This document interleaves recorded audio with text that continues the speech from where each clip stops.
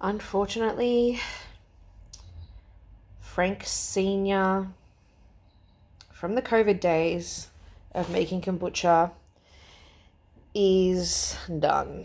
I will show you. Unfortunately, I've left him way too long without a feed, and we're cactus, we're done.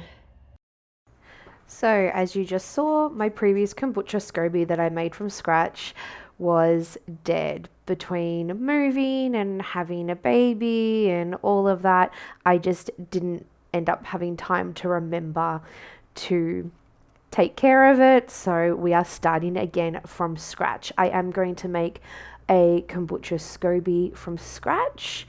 I do have a recipe that I use, and I'll put a link to that in the description. Here I just have my kombucha vessel that I use. I believe this is a Kilner, I think is how I pronounce it. I can put a link to that in the description as well.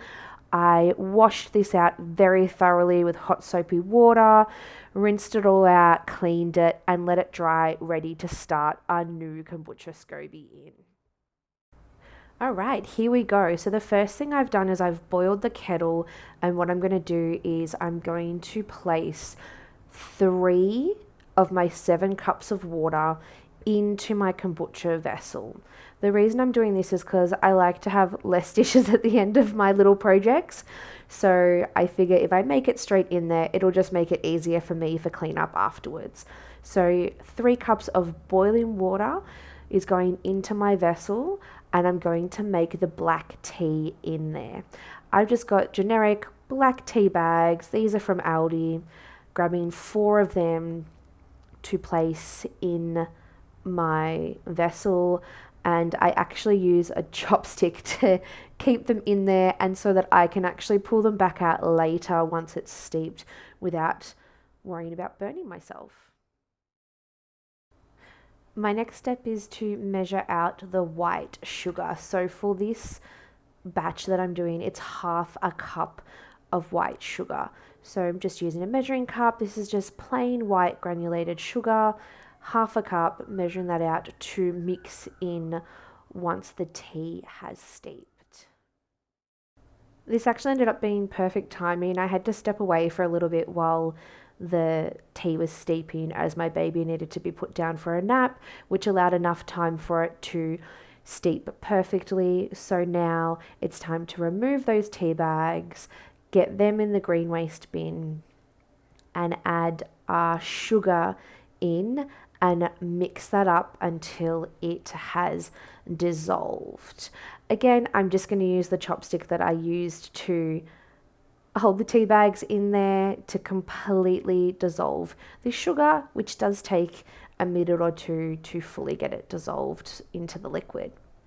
One of the main reasons I choose to make my kombucha this way, by only using half the amount of water initially when I make the tea, is so that I'm able to put the other half in of filtered cool water, which then means I'm able to put the kombucha, the plain kombucha that I've bought, in straight away and not have to wait for everything to cool down to room temperature first. So now it's time to get the rest of that water ready to put in. I do use filtered water whenever I do any of these projects or canning. So this is just cool water from the tap that's gone through the filter, and this is the remaining 4 cups. So 4 cups of cool water. I'm putting it straight into the jug, and from here we will add our last ingredient, and then this will be ready to sit and ferment for a few weeks. Now I'm just grabbing the kombucha out. This is just a plain non-flavored kombucha that I got from my local health food store. It's important that it's plain. You don't want any flavors for this starting process. And the recipe calls for a cup.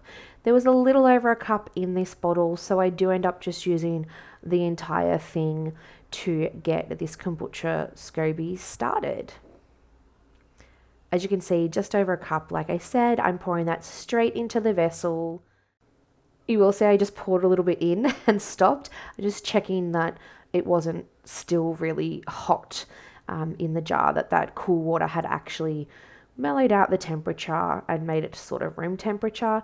And then I've put the rest of that plain kombucha in. I've got my little cloth to put over it, and this vessel actually comes with a lid that fits in it. So this is just going to sit like that on my bench top until it is ready for another batch to be made. So thank you for joining me. I will do an update once this is ready. Have a lovely day, and we'll see you next time.